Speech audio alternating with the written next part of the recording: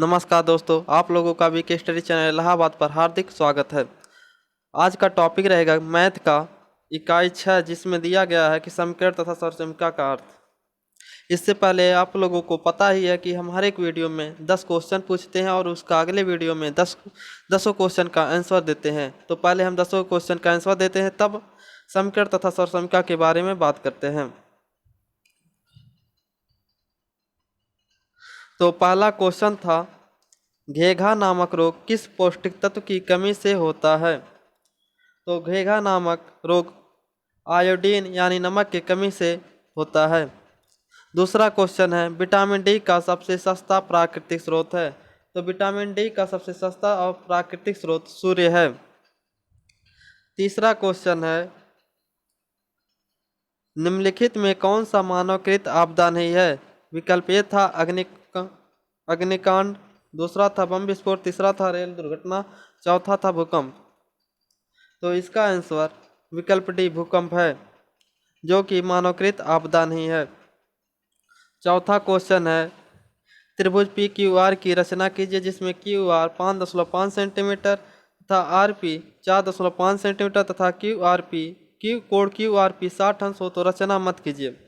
इसका कहने का मतलब हुआ कि एक त्रिभुज की रचना कीजिए जिसकी एक भुजा क्यू आर 5.5 सेंटीमीटर तथा कोण आर बराबर 60 अंश।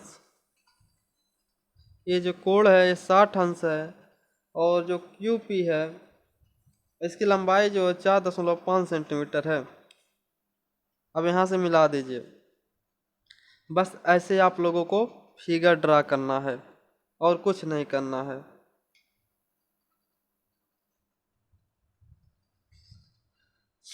फिर से समझ लीजिए। एक रेखा क्यू आर खींचेंगे जिसकी लंबाई 5.5 सेंटीमीटर रहेगी तथा बिंदु आर पर 60 अंश का कोण बनाएंगे। अब वहाँ से प्रकार में 4.5 सेंटीमीटर की दूरी से लेकर जहाँ काटेंगे, जहाँ मिलेगा, वहीं से पी बिंदु से क्यू बिंदु को मिला देंगे। वही आप लोगों का फिगर बन जाएगा। अब रचना मत कीजिए, इसका मतलब है कि जैसे आप लोग पढ़े होंगे कि सर्वप्रथम एक रेखा क्यू आर खींचे जिसकी लंबाई 5.5 सेंटीमीटर है। बिंदु आर पर 60 अंश का कोण बनाए, जिसमें आधे से अधिक दूरी लेकर एक चाप लगाएं। ये सब आप लोग रचना किए होंगे। इसी तरह रचना नहीं करना है, इसमें खाली फिगर आप लोगों को बनाना है। पांचवा क्वेश्चन है, परिमेय संख्या -7/9, -5/21, -2/3 का आरोही क्रम में लिखिए, यानी कि बढ़ते क्रम में लिखिए। आरोही में तो घटते क्रम होता है, तब इसका आरोही क्रम 7/9, 2/3, -5/21 जिसका आया होगा उसका जानिए सही रहा होगा, जो इसका नहीं आया उसका गलत रहा होगा। तो इसे निकालने के लिए तरीका देखते हैं। तरीका है, माइनस कॉमन ले लीजिए पहले 7/9। तरीका पहले माइनस कॉमन ले लीजिए और 7/9 -5/21 और 2/3, जिसका आप लोग लैस लेंगे तो आएगा 63। यहाँ समझिए, यहाँ समझा नहीं मिल रहा है।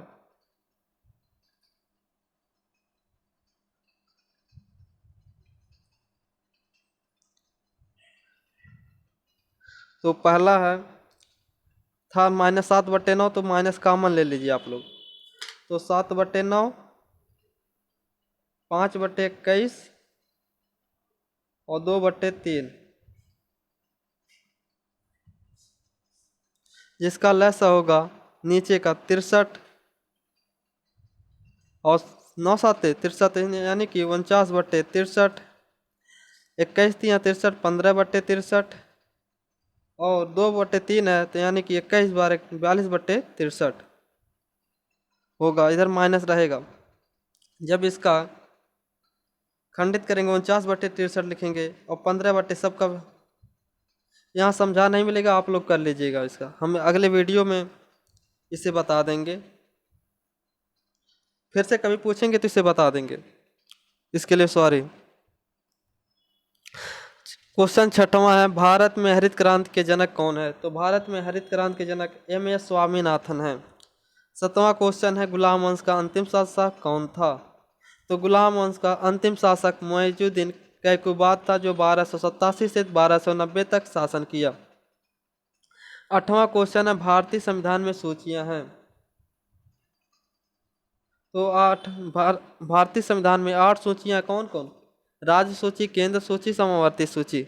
नवा क्वेश्चन है, वायुमंडल में सबसे अधिक गैस की मात्रा है। तो वायुमंडल में सबसे अधिक गैस की मात्रा नाइट्रोजन है, जिसकी संकेत इस तरह है।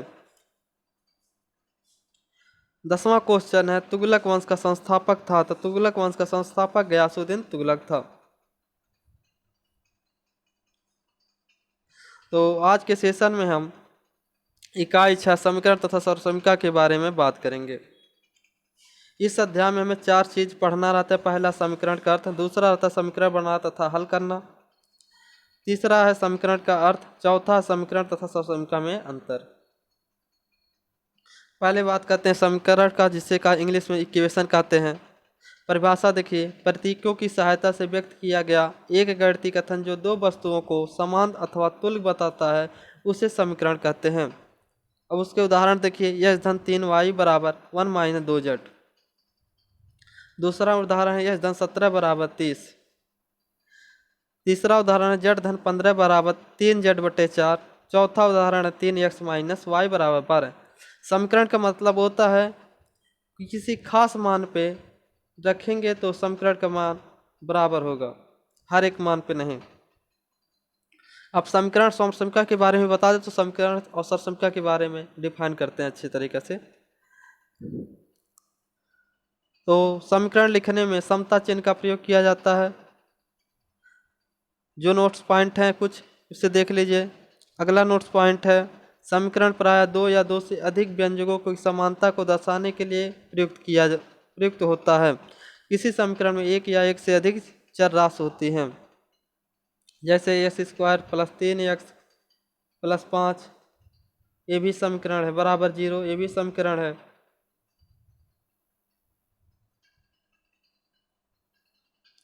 और 3x धन y बराबर 5, ये भी समीकरण है। और चर आया है तो चर के बारे में जान लेते हैं। जितने भी इंग्लिश वर्ड के डिजिट रहते हैं, जैसे x y माने जाते हैं, वो भी चर रहते हैं। और जो 1 2 3 4 5 रहते हैं वो अचर रहते हैं। चर का मतलब है वेरिएबल, अचर का मतलब होता है नॉन वेरिएबल, जो इसकी इंग्लिश है। चर वो होते हैं जिसका मान बदल भी सकता है, अचर होता है वो होते हैं जिसका मान बदले ना।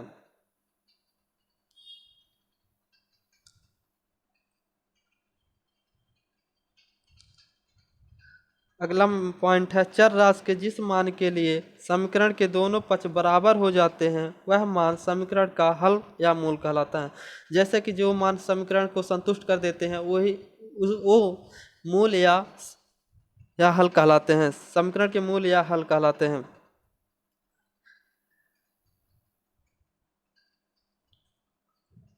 अब आते हैं समीकरण के गुण पर। तो समीकरण के कौन कौन से गुण हैं? यदि कोई समीकरण का सत्य हो तो उसके निम्नलिखित गुण होते हैं। तो पहला गुण होता है, दोनों पक्ष में समान राशि से जोड़ने से भी सत्य रहेगा। यदि कोई समीकरण है उसमें दोनों पक्ष में समान राशि जोड़ दे तो उसके मान में कोई परिवर्तन नहीं रहता, वो समान रहते हैं। अब जैसे देख लीजिए, x धन y बराबर 5। अब इसमें x धन y बराबर 5, तो x धन y +3 जोड़िए, इसमें +5 + 3, अब ये आपस में कट जाएंगे, इससे कोई फर्क नहीं पड़ता है। और दूसरा पॉइंट है, दोनों पक्षों में किसी भी संख्या से गुणा करने में प्राप्त समीकरण में कोई भी परिवर्तन नहीं होता है, जो कि सत्य है। जैसे वही एग्जाम्पल लीजिए, x धन y बराबर 5। अब इसमें भी 2 से गुणा कर दीजिए, इसमें भी 2 से गुणा कर दीजिए, तो इसके मान में कोई परिवर्तन नहीं होगा। तीसरा है किसी अशून्य राशि से दोनों पक्षों में भाग देने पर प्राप्त समीकरण भी सत्य होगा। जैसे x धन 5/2 बराबर 4 इधर है तो इसमें 2 समीकरण है x धन 5 बराबर 4, उसमें 2 से भाग देंगे तो इसमें कोई परिवर्तन नहीं आएगा क्योंकि 2 से कट जाते हैं। अशून्य के मतलब होता है कि शून्य न हो, शून्य के से जब भाग देंगे तो अनंत आ जाएगा, इसलिए परिभाषा गलत हो जाएगा, लेकिन शून्य न रहे तब ये परिभाषा सही रहता है। अब आते हैं अगली पॉइंट जो है पक्षांतर। पक्षांतर किसे कहते हैं? समीकरण के एक पक्ष से में स्थित चर, अचर, व्यंजक आदि को दूसरे पक्ष में लाए जाने को पक्षांतर कहते हैं। समीकरण हल करने में पक्षांतर का बहुत महत्व होता है। तो पक्षांतर देख लीजिए किसे कहते हैं। जैसे 5x धन 4 बराबर 4x धन 3, तो 5x माइनस 4x इधर लाएं तो माइनस में 4x प्लस में था, इधर लाएं माइनस में हो जाएगा, और इधर 3 है प्लस 4 है, इधर जाएगा तो -4 हो जाएगा। यही पक्षांतर होता है।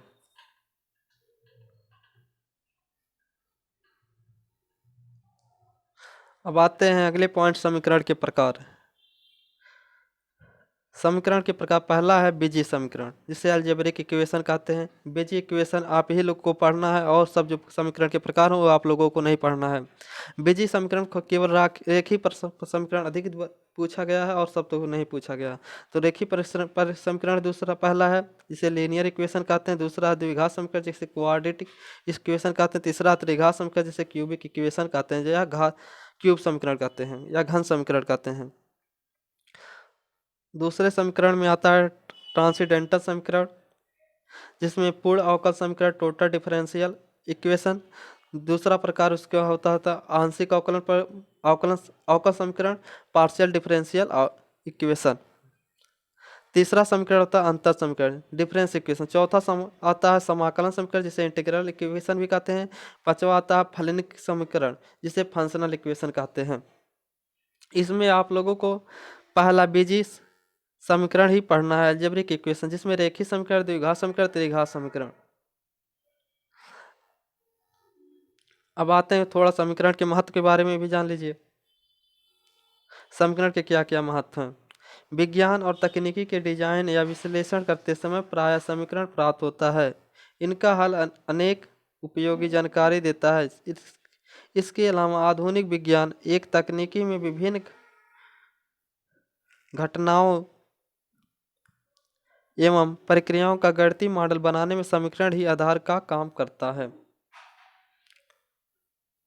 अब आते हैं रेखीय समीकरण। रेखीय समीकरण किसे कहते हैं? बहुत इंपॉर्टेंट है आप लोगों के लिए, सबसे इंपॉर्टेंट यही है। गणित में रेखीय समीकरण एक ऐसा समीकरण होता है जिसमें चर की अधिकतम घात 1 होती है। जैसे x धन y बराबर 5, इसकी अधिकतम घात 1 है। इसकी भी 5y धन 7, इसकी अधिकतम भी घात 1 है। x धन 3y बराबर 20, इसकी भी अधिकतम घात 1 है। 3x माइनस y बराबर 12, इसकी अधिकतम घात 1 है। इसका स्क्रीनशॉट लेना हो तो आप लोग लिख सकते हैं, जो कि बहुत महत्वपूर्ण है, ये पूछा गया पेपर में।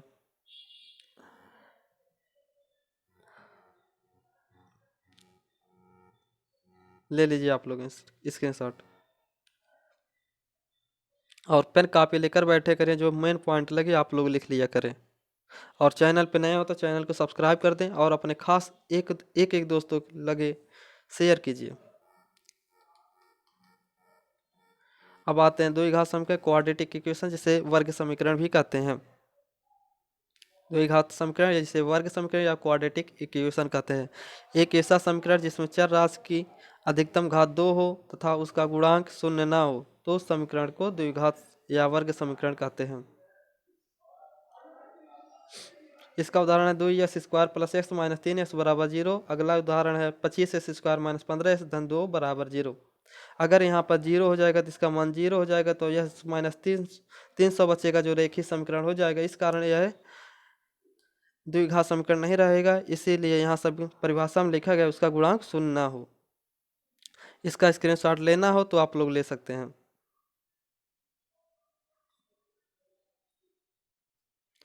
अब आते हैं त्रिघात समीकरण।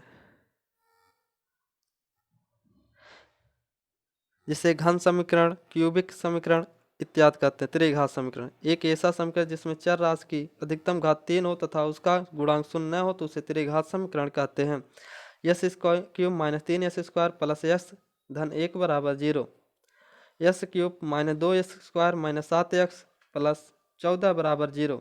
इसका मतलब कि क्यूब यहाँ खत्म हो जाएगा, क्यूब का मान 1 0 रखा जाएगा तो क्यूब वाला 0 हो जाएगा, तो अब ये द्विघात समीकरण में बन जाएगा।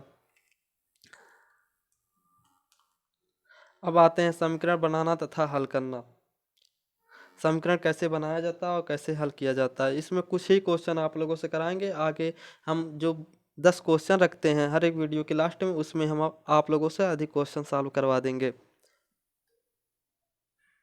आप लोग उसका आंसर जरूर दिया करें, वे पेपर में आए हुए रहते हैं या आने की संभावना रहती है। तो पहला क्वेश्चन है, यदि 3x माइनस 4 कोष्टक में -64 माइनस एक्स कोष्टक बंद बराबर 10 तो x का मान है।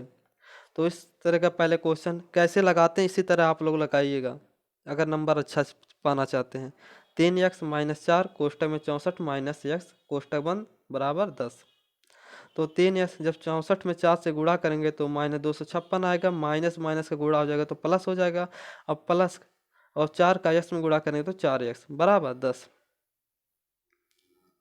अब यहाँ पक्षांतर करेंगे, 3x प्लस 4x एक ही रहेगा और -256 जब इधर आएगा तो प्लस में हो जाएगा, चिन्ह बदल जाता, माइनस का प्लस, प्लस का माइनस होता है। अब 3x धन 4x बराबर 7 और 256 10 बराबर 266, x बराबर 266/7, यानी कि जब भाग देंगे 266 में 7 से तो 7 चौक 28 ज़्यादा जा रहा है, 7 त्रिक 21, 5 बचा 56, 7 बटे 56, यानी कि x बराबर 38 जो आप लोगों का आंसर है। अगले क्वेश्चन पे आते हैं। क्वेश्चन है, किसी पूर्ण संख्या के 3 गुने में 15 जोड़ने पर 93 प्राप्त होता है, वह संख्या है। तो आप इस लोग इसी तरह लगाइएगा क्योंकि नहीं तो नंबर आप लोगों से काट लिया जाएगा। तो मानिएगा पहले माना हुआ पूर्ण संख्या एक्स है, जो नहीं दिया रहा था उसे मान लेते हैं। ये जरूरी नहीं एक्स ए बी सी कुछ भी आप मान सकते हैं, अपना नाम भी मान सकते हैं। तो पहला माना हुआ पूर्ण संख्या एक्स है तो प्रश्नानुसार लिखेंगे। तो क्या कहा है, 3 गुने में 15 जोड़े, तो एक्स का 3 गुना कितना होगा 3x। एक्स में जब 3 से गुणा कर देंगे तो 3x होगा। अब उसमें 15 जोड़ने के लिए कहा तो 15 जोड़ेंगे बराबर 93, उसके बराबर 93 है। अब इसे सॉल्व करने के लिए 3x और 15 का जब इधर ले आएंगे तो 93 माइनस 15 होगा। अब जब 93 में से 15 घटाएंगे, 13 में से 93 में से जब 15 घटाएंगे, 13 में से 5 3 में से 5 जाएगा ना तो 13, 13 में से 5 गया 8, 8 में से 1 गया 7, यानी कि 78, 78 3x बराबर 78। तो x बराबर 78/3। तो जब 3 से भाग देंगे 78, 3 दूनी 6, 3 6 18, 26, x बराबर 26 आप लोगों का आंसर आएगा। आप लोग भी कलम कापी लेके बैठिएगा और सीरियल वाइज उतारते रहिएगा, तब समझ में एकदम पक्का 100% आएगा। अगला क्वेश्चन है, हल कीजिए x/2 plus x/4 plus x/5 plus 1000 बराबर x। तो सर्वप्रथम क्वेश्चन उतारेंगे, तो उसके बाद x जो जो जो एक राशि के रहते हैं उन्हें एक तरफ करते हैं, जो अदर राशि के रहते हैं दूसरे तो उसे अलग करते हैं अलग तरफ। इसमें सर्वप्रथम x वालों को एक तरफ करें तो x/2 x+4 x/5, जब x इधर लाएंगे बाएं साइड में तो -x हो जाएगा। और 10,000 जो है, अब जब उधर बाएं दाहिने पक्ष में ले जाएंगे तो माइनस में हो जाएगा, तो 10,000 माइनस में। अब आगे हम 2 4 5 का एलसीएम लेते, तो 2 4 5 का एलसीएम आएगा 20। तो 2 दहियम 20, 10 से इसमें गुणा होता है 10x, 4 पंजे 20, तो 5 से गुणा होगा x में 5x और 5 चौक के 20, 4 x में 4 से गुणा 4x। अब यहाँ एक छिपा रहता है तो यहाँ 1 से 20 में भाग देंगे तो 20 बार जाएगा, तो यानी कि 20 से यहाँ गुणा होगा तो 20x माइनस 1000 उतर जाएगा इसे। अब 10x plus 15x 5x 15x plus 4x 19x, 19x में से 20x घटेगा तो -x/20 बचेगा, और इधर 10,000, तो माइनस माइनस से दोनों पक्षों में कैंसिल हो जाएगा, दोनों पक्ष में है, तो x बराबर 20,000 आप लोगों का आंसर है। अब अगला क्वेश्चन है, आप लोग नोट्स करते जरूर चलिएगा, जहाँ पर आगे बढ़ जाए वहाँ पर आप वीडियो रोक भी सकते हैं। अगला क्वेश्चन है, पिता की वर्तमान आयु अपने पुत्र की आयु की 4 गुनी है। 10 वर्ष बाद पिता की आयु अपने पुत्र की आयु की 3 गुनी हो जाएगी, उनकी वर्तमान आयु ज्ञात कीजिए। तो आपको क्वेश्चन का स्क्रीनशॉट लेना हो तो ले सकते हैं,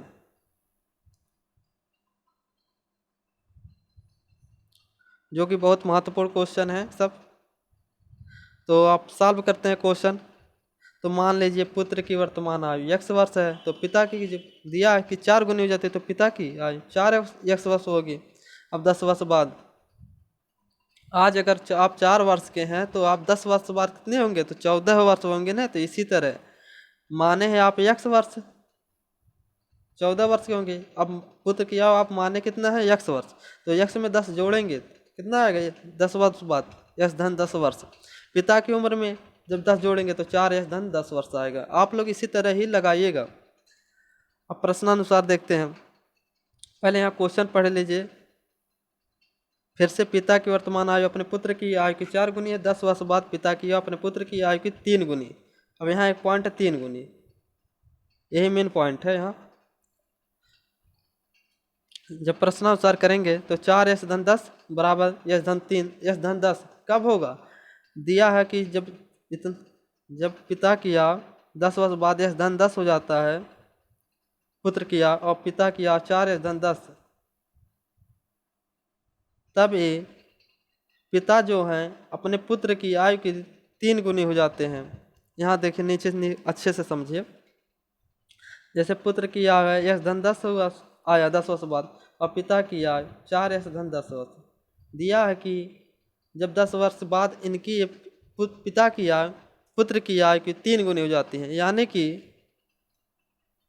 ये 3 गुने ज़्यादा हैं। अब इसमें 3 से गुणा कर देंगे तब बराबर हो जाएगा, या इसमें 3 से भाग कर दें तब बराबर हो जाएगा। इसमें 2 समीकरण बनाइएगा, एक पहला समीकरण ये बन जाएगा, इसी पे हम सॉल्व किए हैं। एक समीकरण आप लोग ऐसे भी बना सकते हैं, कुछ लोग x धन 10 बराबर 4x धन 10/3, आप किसी भी तरह करिएगा आंसर जरूर आएगा। पहला समीकरण इस तरह, दूसरा समीकरण इस तरह भी बन सकता है। अब समीकरण मैं आशा करता हूँ कि आप लोग बना लेंगे। एक बार फिर से देखिए, पिता की आयु 4x धन 10 आया और पुत्र की आयु x धन 10 आया। जब इसमें कहा है कि 10 वर्ष बाद पिता की आयु पुत्र की आयु से 3 गुनी हो जाती है, यानी कि 3 गुना ये ज़्यादा हो जाता है। जब 3 गुना ये ज़्यादा है तो बराबर कब होगा, जब इसमें 3 से गुणा कर देंगे। जैसे आप लोगों के पास 5 रुपया है, एक लोग के पास 15 रुपया है। अब कहा गया कि ये राम है, ये श्याम है। कहा गया श्याम के पास राम के आय का 3 गुना पैसा है, यानी कि इसका 15 है, इस 3 गुना है तो इसमें 3 से गुणा कर देंगे तभी ना बराबर होगा। इसी तरह हम उसमें भी करेंगे, तो गुणा करेंगे तो आएगा कितना, 4 धन 4x 60 हो गया भाई। एक लाइन यहाँ समझ लीजिए आप लोग। जब गुणा करेंगे, गुणा तो हुआ सॉरी, जब गुणा करेंगे 4x धन 10 3x प्लस 30, जब 4x और 3x को पक्षांतर करेंगे तो 4x माइनस 3x बराबर 30 माइनस 10, तो x बराबर 20 वर्ष।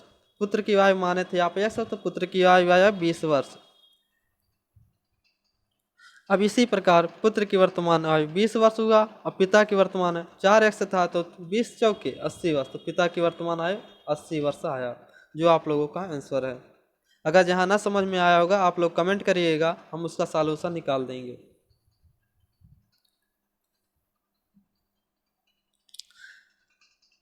अगला क्वेश्चन है, क्वेश्चन का पहले आप लोग स्क्रीनशॉट ले लीजिए। क्योंकि स्क्रीन पर सब पूरा दिखता नहीं है, इधर उधर चल जाता है, समझाने में दिक्कत हो रही है, आप लोगों को पढ़ने में भी दिक्कत हो रहा होगा। इसके शॉर्ट ले चुके हैं। तो पहला इसका क्वेश्चन है, एक स्टीमर एक स्थान से दूसरे स्थान तक धारा के अनुकूल जाने में 7 घंटे का समय लेता है, वह यही दूरी धारा के प्रतिकूल जाने में 8 घंटे का समय लेता है। यदि धारा की चाल 2 किलोमीटर प्रति घंटा तो शांत जल में स्टीमर की चाल तथा दोनों स्थानों के बीच की दूरी ज्ञात कीजिए। पहले एक शब्द समझिए। अनुकूल का मतलब होता है कि इधर से ये पानी है, सॉरी फिर से बनाते हैं, ये पानी है, बहाव कुछ इस तरह है और आप इस तरफ से नाव लेकर आ रहे हैं और बहाव इस तरह है, तो ये धारा के आप प्रतिकूल चल रहे हैं, विपरीत। इसमें यानी कि इस समय चाल दिया है कि 8 घंटे का समय लगता है। और अनुकूल का मतलब होता है जब आप इधर से आएंगे तो इसमें इस समय आपको 7 घंटे का समय लगता है। धारा भी साथ चलता है, इसे अनुकूल कहते हैं। जब धारा की दिशा में रहते हैं तो अनुकूल, और जब धारा के विपरीत दिशा में रहते हैं इसे प्रतिकूल चाल कहते हैं। तो क्वेश्चन सॉल्व करते हैं। मान लीजिए स्टीमर की चाल 10 किलोमीटर, तो धारा की चाल दिया है 2 किलोमीटर प्रति घंटा है। तो धारा के अनुकूल चाल स्टीमर की चाल यह धन 2 किलोमीटर होगा। जैसे कि आप लोग जब नाव धारा की दिशा में चलेगी तो धारा की चाल जुट जाएगी। जैसे इधर से नाव जा रही है, पानी भी इधर से बह रहा, तो नाव प्लस पानी का चाल दोनों हो जाएगा, तो दोनों जुट जाएगा। तो यह धन 2 किलोमीटर प्रति घंटा होगा। और धारा के प्रतिकूल चाल यानी कि विपरीत चाल, इसमें स्टीमर की चाल x माइनस 2 किलोमीटर प्रति घंटा होगा। यदि धारा स्टीमर की चाल x है, अब 2 किलोमीटर धारा की भी चाल प्रतिकूल दिशा में तो 2 घट जाएगा। यदि आप नाव इस तरफ ले जा रहे हैं और धारा इस तरफ ले जा रहे हैं तो नाव की चाल में से जो धारा की चाल रहेगी घट जाएगी, इसी को प्रतिकूल चाल कहते हैं। तो स्टीमर की प्रतिकूल चाल आएगी x माइनस 2 किलोमीटर।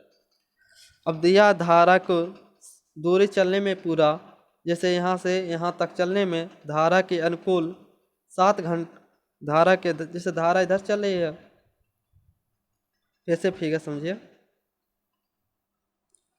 जैसे 2 बिंदु हैं, एक यहाँ है, यहाँ से यहाँ तक आपको जाना है। यहाँ से आप स्टीमर लेके चलते हैं, जो कि धारा भी इसी दिशा में बह रही है, नदी की धारा, और आप स्टीमर भी लेके इसी दिशा में चल रहे हैं। तो समय लग रही 7 घंटे। यानी कि जो चाल है उसमें दूरी बराबर क्या होता है, चाल गुणे समय। आप लोगों को याद होना चाहिए सूत्र, दूरी बराबर चाल गुणे समय। तो चाल पूरा आया था x धन 2 और समय कितना लग रहा 7 घंटे, तो दूरी बराबर हो जाएगा x धन 2 गुणे 7 किलोमीटर प्रति घंटा। अब धारा के प्रतिकूल चाल इसी तरह 8 घंटे की दूरी, तो धारा के प्रतिकूल चाल कितना आया था x माइनस 2, उसमें 8 से गुणा करेंगे तो दूरी आ जाएगा। दूरी बराबर चाल गुणे समय होता है।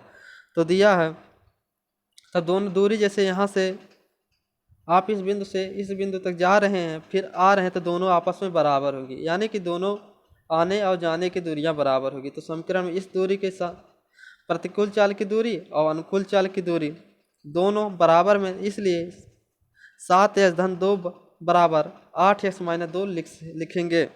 जब 7 को यश से गुणा करेंगे तो 7x और 2 में करेंगे तो 14, 8 में जब यश से गुणा करेंगे 8x और 2 में करेंगे तो माइनस 16 वर्ग, और 7x जब 8x को बाएं तरफ लाएंगे तो माइनस में हो जाएगा, तो माइनस 8x, और जब माइनस 16 इधर है और जब 14 को ले जाएंगे दाएं पक्ष में तो माइनस हो जाएगा, तो माइनस 14। 7x में से जब माइनस 8x जाएगा तो माइनस s बचेगा, 16 और 14 30 और माइनस 30 हो जाएंगे, तो माइनस माइनस से आपस में कैंसिल होने, तो s बराबर 30 किलोमीटर। तो स्टीमर की चाल आ गई 30 किलोमीटर प्रति घंटा। जो आप लोगों का एक आंसर तो मिल गया। अब दूरी बाकी है, तो दूरी बराबर क्या, यह धन 2 गुणे 7 किलोमीटर, या इसमें चाहे जिसमें यस का मान रख देंगे तो आप लोगों को आंसर प्राप्त हो जाएगा। तो पहले में रखते हैं 7x धन 2, तो 7x का मान 30 आया, 30 प्लस 2 7 गुणे 32, 32 में जब 7 से गुणा करेंगे तो 7 दूनी 14, 7 के 21, 224 किलोमीटर दूरी आएगी। अगर आप लोग दूसरे में रखते हैं 8x-2 पे। अगर आप लोग 8x-2 वाले पे रखते हैं तो क्या 8 30-2 यानी कि 28। जब 28 में जब 28 में 8 से गुणा करेंगे तो 8 अठाएँ 64 के 4, 8 दूनी 16, 16 4 6, 16 6 22 यानी कि 224 इससे भी आएगा। मैं आशा करता हूँ कि आप लोगों को समझ में आ रहा होगा। अगर नहीं आ रहा तो कमेंट करिएगा। अब आते हैं सर समीक्षा। आप लोगों को क्वेश्चन हम जो पर डे क्वेश्चन पूछते हैं 10 उसी में से ही करवा देंगे। अधिक क्वेश्चन जितना राजन सीरीज और किताब में है, पवन सीरीज में जो भी है सब हम करवा देंगे।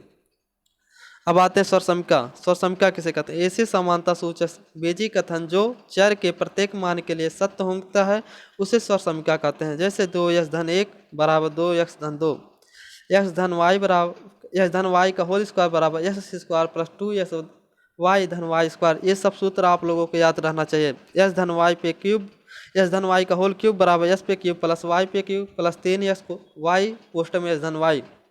आप लोगों को सूत्र जितना भी ये सब है x-y का होल स्क्वायर x-y का होल स्क्वायर x² - y का स्क्वायर x-y पे क्यूब या a पे क्यूब प्लस b पे क्यूब a पे क्यूब माइनस b पे क्यूब, जितने भी इस तरह के सूत्र बनते हैं आप लोग याद कर लीजिएगा।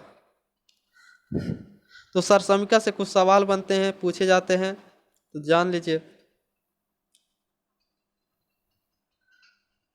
स्वसमिका की सहायता से 31 पे क्यूब का मान ज्ञात कीजिए। तो 31 पे क्यूब का 30 प्लस 1 का क्यूब लिख सकते हैं। तो 30 प्लस 1 का क्यूब बराबर, जब आप लोगों को सूत्र पता रहेगा तो वो आप लिख लीजिए। जैसे ए धन बी का होल क्यूब बराबर था ए पे क्यूब प्लस बी पे क्यूब प्लस 3ab एक क्वेश्चन में धन बी। जब आप लोगों को सूत्र होगा तो हम मान रख देंगे। जैसे ए प्लस बी मान लीजिए, 30 का क्यूब प्लस 1 का क्यूब प्लस 3, 3 गुणे 30 प्लस 1 क्वेश्चन में 30 धन 1।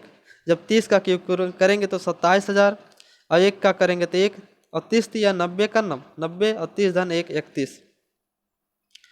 जब जोड़ेंगे 27,000 प्लस 1 और 90 का जब गुणे करेंगे तो 2790 आएगा। जब इसे जोड़ेंगे तो 29,791 आएगा। इसी तरह आप लोगों से सर्वसमिका के सहायता से ज्ञात करने के लिए मान पूछा जाता है, लेकिन जब सूत्र याद रहेगा तब आएगा। दूसरा क्वेश्चन है स्वसमिका की सहायता से 98 स्क्वायर का मान ज्ञात कीजिए। तो 98 स्क्वायर को 100 - 2 का स्क्वायर लिख सकते हैं।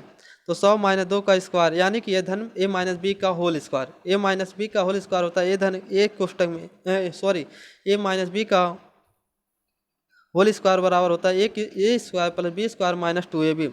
तो 100 का स्क्वायर प्लस बी 2 का स्क्वायर माइनस 2 गुणे ए का मान 100 है, बी का मान 2 है।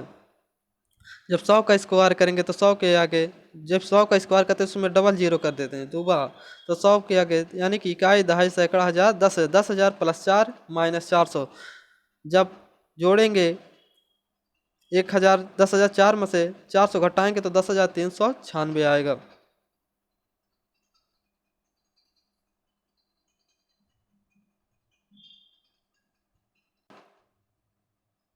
सॉरी, यहाँ पर जोड़ दिए हैं, गलत हो गया है। यहाँ पर आप लोग जब घटाएंगे 10,006 में से 10,004 में से 400 घटाएंगे तो 9694 आएगा। यहाँ पर गलती होगा, सॉरी। और समीकरण तथा स्वसमिका में अंतर देख लीजिए। आप लोगों से अधिक विस्तृत नहीं पूछता, दो ही अंतर बताएं जो कि याद करने में आसानी रहे। समीकरण में दायां पक्ष बायां पक्ष के बराबर होता है, स्वसमिका में यह बराबर न होकर अधिक या कम होता है। इसका मतलब अभी समझाते हैं, जो कि समीकरण तथा स्वसमिका के अंतर हम अभी सभी समझाया नहीं है। समीकरण में कुछ मानों के लिए संतुष्ट करता है, जबकि स्वसमिका सभी मानों के लिए संतुष्ट करता है। अब आते हैं स्वसमिका की परिभाषा पे रिपीट करते हैं। स्वसमिका, जैसे कि आप इसी एक उदाहरण लेते हैं, 2x-1 2x-1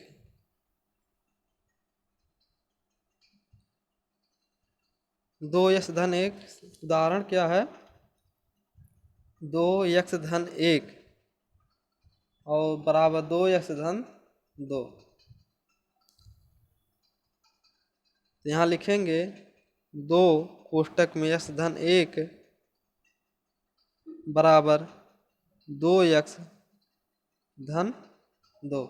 अब यहाँ देखिए, अगर आप 1 रखेंगे तो 1 रखेंगे, 2 1 1 2 2 दूनी, जब यहाँ 1 रखेंगे तो 1 2 1 दूनी 2 से जब गुणा होगा तो 1 1 2 हो जाएगा, 2 दूनी 4, इसका मान 4 आया। जब यहाँ 1 रखेंगे इसका यश का मान, तो 2 का नाम 2 + 2 4। सरसंख्या में किसी भी मान रखेंगे तो आपस में बराबर आते हैं। अभी 1 का मान रख कर तो चेक कर लिए, अब 2 भी रख के चेक कर लीजिए।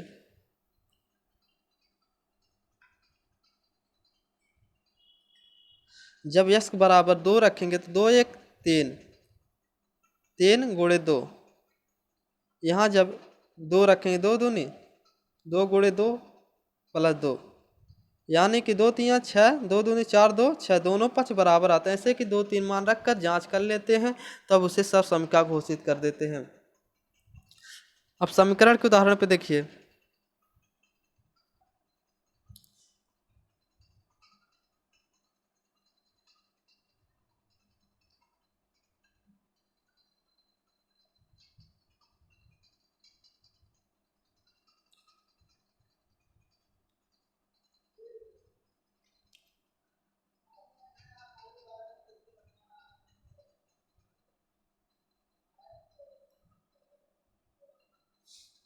अब समीकरण में देखिए दोनों पक्ष बराबर है। अब कोई मान रखेंगे, जैसे यहाँ देखिए आसान है, x-17 बराबर 30, तो यश का मान कितना आएगा इसे निकालेंगे। x + 17 बराबर 30, जब पक्षांतर करेंगे 30 में से 17 जाएगा, यानी कि 13 आएगा।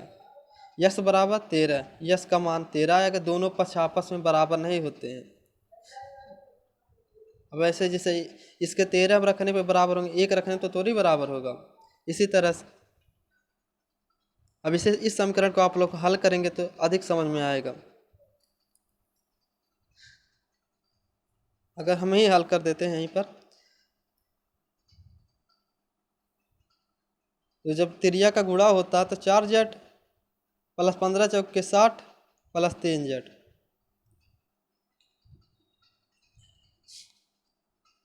अब जब 4z को इधर लाएंगे तो माइनस, तो z बचेगा। 4z - 3z होगा तो z, 4z में से 3z जाएगा तो z बचेगा। तो 15 × 4 = 60, जब इधर पक्षांतर करेंगे तो -60। जब -60 रखेंगे तो अब भी यह मान केवल दोनों पक्ष बराबर होंगे। और ससंख्या में किसी भी मान रखते हैं तो 1 रखेंगे, 2 रखेंगे, 3 रखेंगे, अनंत तक ऐसे रखते चले जाएंगे तो दोनों पक्ष आपस में बराबर आते हैं। यही दोनों में मेन डिफरेंट है। तो अब चलते हैं आज के क्वेश्चन पे। मैं आशा करता हूँ कि आप लोगों को समझ में आ गया होगा।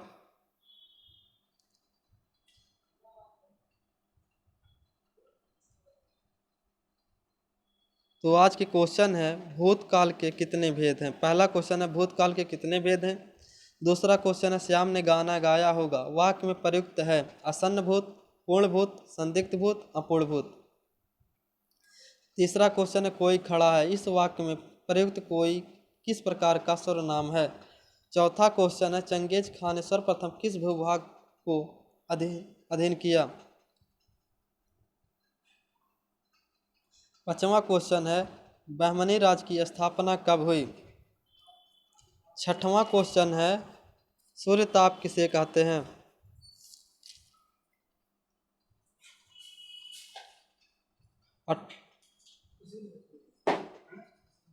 आठवां क्वेश्चन है आदर्शवाद का श्रेष्ठ योगदान किस क्षेत्र में है।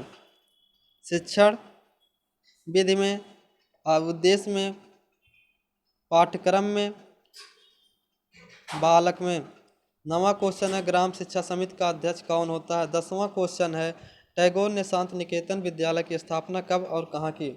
अगर सेशन पसंद आए तो चैनल को सब्सक्राइब, लाइक, शेयर करिएगा।